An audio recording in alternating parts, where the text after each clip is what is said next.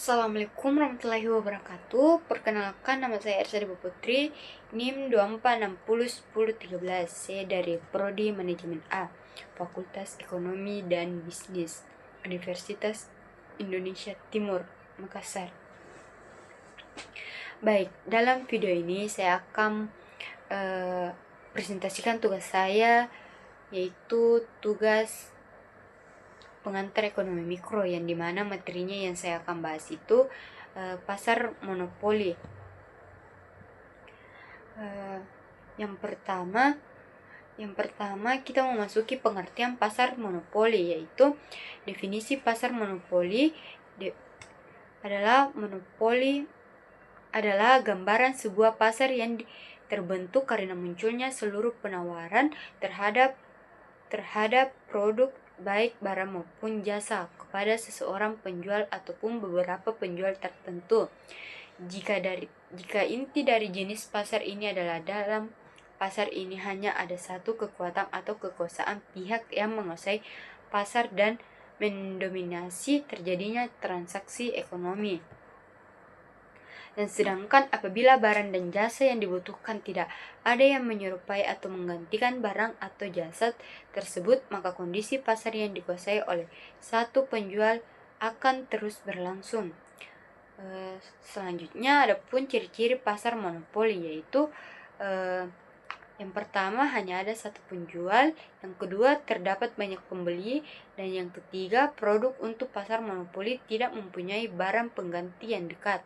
Dan yang terakhir, terdapat hambatan untuk masuk ke dalam pasar. Selanjutnya, faktor-faktor pasar monopoli, yaitu faktor terjadinya pasar monopoli.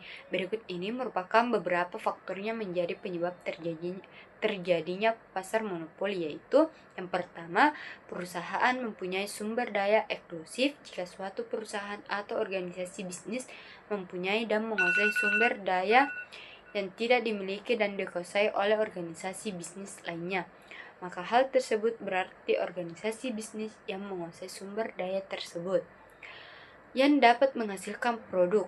Oleh karena itu, di pasar organisasi bisnis tersebutlah yang hanya bisa memproduksi dan menjual suatu produk tertentu. Dan yang kedua, kebijakan pemerintah atau hak eksklusif. Pemerintahan tentunya dapat memberikan hak kepada suatu organisasi atau perorangan untuk melakukan monopoli. Tujuan pemerintahan tersebut supaya organisasi bisnis atau perorangan tersebut untuk memproduksi suatu produk yang dianggap penting bagi pemasukan industri dalam negeri. Oleh karena itu, hal tersebut pemerintahan akan memberikan jaminan dalam bentuk peraturan dengan tenggang waktu yang relatif lama, artinya selama masa pemberian hak monopoli tersebut.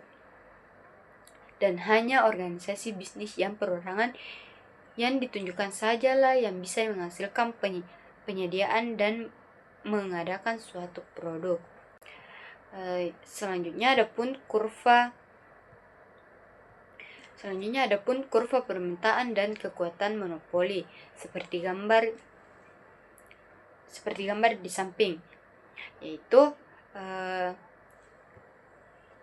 fenomena bergeseran kurva-kurva permintaan ini dilakukan dalam gambar di samping.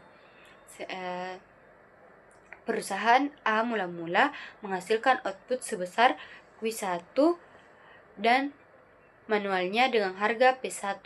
Kurva permintaan D1 yang berlaku di sini dengan konsumsikan harga-harga yang ditetapkan oleh perusahaan lain tidak berubah. Dengan asumsi tersebut menurunkan harga dari P1 menjadi P2 yang akan meningkatkan permintaan menjadi Q2. Sedangkan kurva penawaran monopoli, yaitu seperti gambar di samping. Adapun penjelasannya, yaitu jika harga pasar sebesar P1, maka output yang diproduksi perusahaan adalah Q1 dan juga harga pasar meningkatkan menjadi P2, output perusahaan adalah Q3.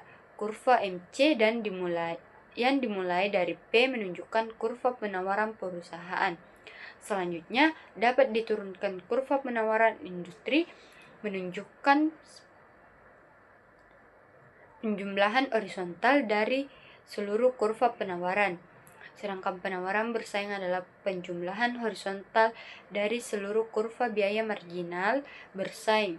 Biaya marginal bersaing adalah penjumlahan horizontal dari seluruh biaya marginal perusahaan-perusahaan yang dimulai dari AFC minimnya. Dan selanjutnya ada pun keseimbangan perusahaan, yaitu konsep pendekatan keseimbangan perusahaan mendekati perusahaan pendekatan keseimbangan dalam keadaan keseimbang. Berarti perusahaan mendapatkan normal profit atau minimnya profit. Penyebab pendapatan yang diperoleh perusahaan dapat menutup seluruh biaya perusahaan, tetapi jika mendapatkan kelebihan biaya total perusahaan, maka perusahaan dikatakan mendapatkan laba maksimal. Sebaiknya jika mendapatkan perusahaan lebih kecil dari biaya perusahaan, maka perusahaan menderita rugi. Dan adapun pendekatan total, yaitu indikator utama dalam pendekatan total adalah pendapatan total dan biaya total. Melalui pendekatan dapat diketahui apakah perusahaan memperoleh laba ataukah rugi. Garis KL, MN, dan XY menunjukkan besarnya laba yang diperoleh dari